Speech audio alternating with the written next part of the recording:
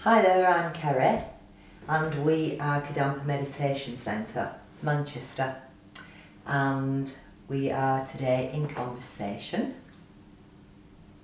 and today's topic is around meditation, and this is again Lhachog. Yeah, and if you'd like to get involved at the end of this conversation, you're more than welcome to. We have the email address, which Ben will probably very kindly tune into. Oh, it's KMC Manchester .questions@gmail.com. Cool. And if you find this conversation beneficial and you think you might know somebody else who could find it beneficial also, you could also like, love and share. And this obviously then will reach a wider audience. Okay, thank you. So we're here today. Our first one, our first one. So looking at, I guess, the reason we've decided to do this is really just, well, at this time, this difficult time for people, we're not able to see each other so much. People are coming along to classes now in person, but aren't allowed to stay around and socialise. Not allowed to really talk. And often at the end of classes, I get questions, or people will want to talk in different ways. And so it's just feeling this is a way that we can start to look at maybe some of those questions that we have. Maybe things we're not sure about meditation and Kadampa Buddhism, and a way for us to share that. So people can email in their questions, and then for us to be able to go through those questions, and I might email reply to some of them, but then just an opportunity for us to look at different topics.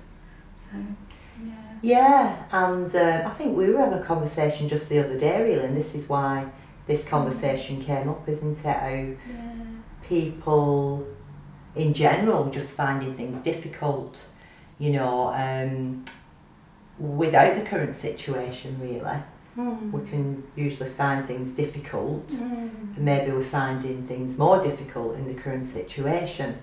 So we kind of said, so how can we benefit others, and how could we reach a wider audience? Yeah, just more people in Manchester, because obviously there's a wonderful community that we have coming to the centre, either in person or virtually, and it's just trying to connect with more and more people so that everyone can learn a little bit more about how to be peaceful and calm, and understand why we're experiencing what we're experiencing, and also how we can learn to deal with it and work with it. Instead of maybe our normal solution is, I don't know, I'm hearing a lot about a lot more frustration and anger in people. Someone was sharing the other day about something that happened just around the corner, just ways to be able to deal with what we're experiencing without the intense, overwhelming emotion of the frustration and anger that we can often feel. So hopefully it'll help. This is a bit of time. Yeah. Well, I think it helped me at the end of our conversation the other day. Yeah, me too. Definitely the anger and the frustration, and I think a big one for a lot of other people as well is the uncertainty. Yeah, that's true, isn't it? Yeah. The uncertainty, the uncertainty of today really, and how we can manage that. Yeah, and feeling out of control. Yeah, the uncertainty and feeling out of control, because we can't fix this. And it's interesting actually. I was thinking before about how we can feel that this uncertainty is something that's just started happening. It's almost like we can feel that until this happened, things felt more certain, or we were able to feel that we could control things more. But actually that was deceptive, because it's that feeling, looking at why we need to meditate, is that feeling that we that we have got stability and security in our external conditions, that maybe we've felt that, but that thinking, I'm happy when I have, I don't know, a higher status or material possessions or a new partner or wealth. But actually, Buddha teaches this isn't true, that we know through our own experience that all of these things, they don't give us that happiness that we want, because people who have those things still have problems. So we can feel like we thought there was certainty, but actually there never has been. We're just seeing it more now. But there is a solution. Yeah, I think you're perfectly right. We're just seeing it more now because of what's going on in the world, and what is the solution? Yeah, it's something we have to think about, isn't it? It's like we have to look and contemplate where we're looking for happiness and what we think happiness is, and start to recognise that, oh, actually, no, that can't be it. For example, we go on holiday, and if the holiday was actual happiness, then we would experience just happiness. But actually, come on, if anyone's honest, when we go on holiday, we still experience problems and difficulties. I don't think I've ever been on a holiday where I didn't experience some problems or difficulties. So a holiday itself cannot be a cause of happiness. So if we start to look at things in this way, high status, or if I just became more well known, then I'd be happy. But actually, people who have that high status, they have so many problems. They can't go out on their own. They have to have bodyguards. They have anxieties about holding on to that status, wealth, a partner, possessions. It all comes. All of these things come with anxieties and frustration. So actually, well, what we're looking at, the reason we're here, because meditation is just that recognizing that the real source of happiness is inner peace. Yeah, definitely. And I think when you're referring to holidays as being, it can cause more hassle and more unpeacefulness. And I think, again, especially at this time, because people have got holidays booked, then they get an email to say they can go, and they get another email saying they can't go. And I know a lot of people, unfortunately I've not had anything booked, but I know friends and family have had a lot of things booked, and the state of anxiety what they're in because of this holiday, and because they want to get away, and they want that happiness. They want the happiness. So they feel that by getting out of the way, out of this country, that they're gonna have this happiness.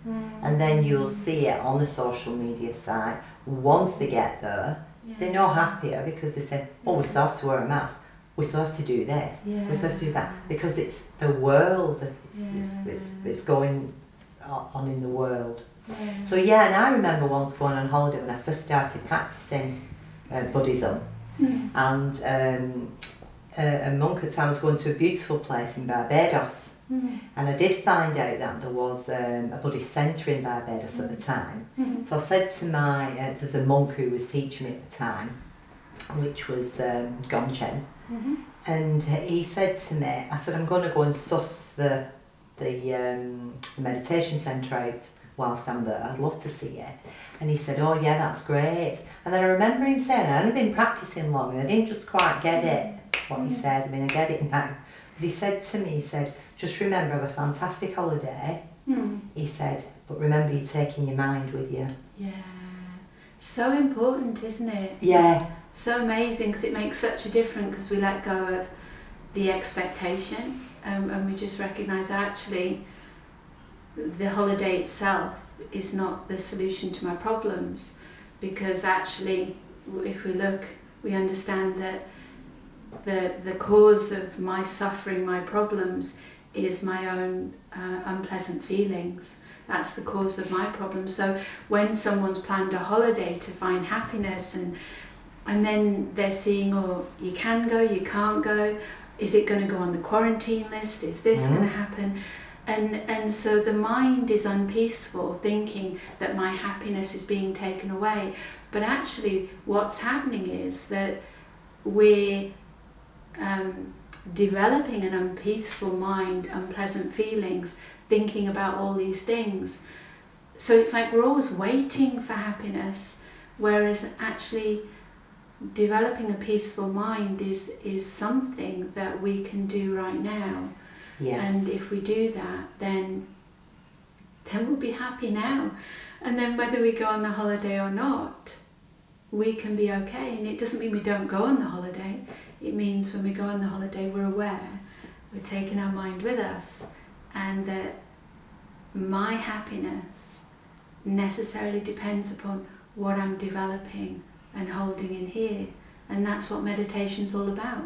Meditation is a mind that is single-pointedly focused on a virtuous object. So simply, a virtuous object is something that is leading us to be peaceful and happy. And it's an inner quality that we're developing and holding. And if we're doing that, we can deal with anything. Anything that comes, we can work with it.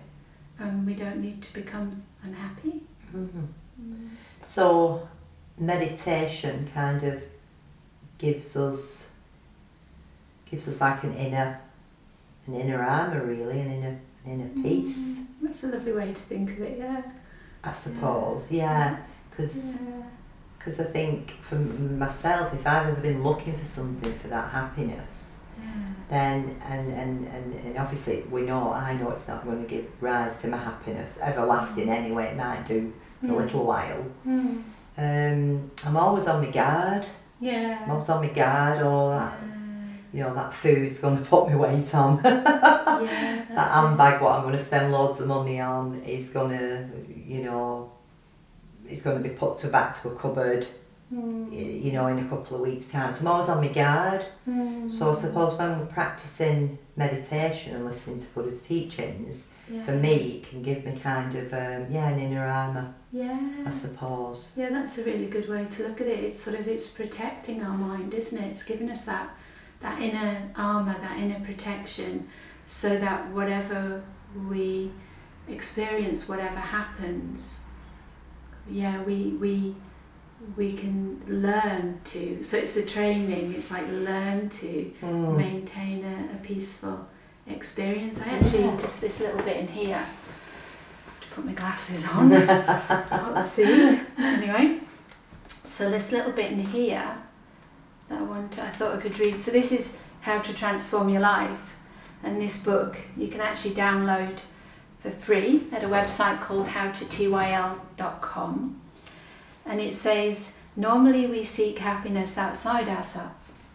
We try to obtain better material conditions, a better job, higher social status, and so forth. But no matter how successful we are in improving our external situation, we still experience many problems and much dissatisfaction. We never experience pure lasting happiness. So I love it because it's telling us we need to check. It's about our experience. And then finally we understand this shows us that we should not seek happiness outside ourselves, but instead establish it within by purifying and controlling our mind through sincere spiritual practice. If we train in this way, we can ensure that our mind remains calm and happy all the time. Then no matter how difficult our external circumstances may be, we will always be happy and peaceful. It's so beautiful. It's just thinking, I can find happiness and peace, but I've just been looking in the wrong place. Yeah. Definitely. So I think that answered my next question actually. That's the benefits of meditation then. Yeah. That's so the benefits of meditation. It's a training. Yeah. It doesn't happen overnight. Yeah. Got to look at our own mind. If we choose to. Got to choose to look at our own mind. That's it. Yeah. Know that it's a training. Be around the correct people who can teach us, i.e. yourself and other people in this centre and other centres all over the world. We've got free books, 2 free books to download. Yeah, this Modern one Buddhism and as Modern well. Buddhism. Yeah. So they're the benefits. We when we implement all those things, we end up with a peaceful mind, and we stop looking outside for external happiness, which is temporary. And it's just gradual. It's like we have to decide to do it like you're saying, and then it's our own training, and we just follow the instructions. But the instructions aren't instructions that you must do this, you must do this. It's instructions where we read a little bit, like that paragraph I just read, and then we just contemplate for ourselves in our own experience. Because the conclusion we come to, this shows that we should not seek happiness outside ourselves. This conclusion we come to, that we then hold single-pointedly in our heart, it needs to be our conclusion, because we've looked in our life and we've recognised that I need to do this. And then we're taking responsibility for our own experience of happiness and freedom from suffering, such as from our mind of anger or attachment, putting ourselves first, which we're going to finish. I know that you said like to finish on a sentence that people can take away, and so it's just we need it. How to transform your life. And it says a blissful journey. I like that. Yeah, I like that, a blissful journey, because sometimes it doesn't feel so blissful, does it? No. When we're not listening to Buddha's teachings or meditating. And I think you're perfectly right about the contemplating. I think in our conversation, which obviously started this again the other day, I kind of said to you, I'm reading, one of the books I'm reading is How to Transform Your Life. And I said to you, I'm on the chapter of the path. And I just keep having to read it and read it and read it again, read it, a bit of contemplation, read the same paragraph again, a bit of contemplation. And I think you're perfectly right as well, we're all on our own spiritual journey, we're all on our own paths. We've all got a different mind. So it is about looking at our own mind, staying on our own path, reading at the time what is beneficial to us, and then putting it into practice. And then of course, I mean here, and this is what we'll, I guess each week as we, in these conversations, we'll look at what we're focusing on in our classes each week. And each week we're focusing on different ways that we can, different attitudes or correct thoughts and attitudes that we can develop. And then through meditation, if we maintain them, they lead to peace and happiness. So for example, like you said, about this sentence, that whenever we meet anyone or remember anybody, we think this person is important, this person's happiness and freedom are important. So then we're being kind to others, we're cherishing others, we're putting our mind with others.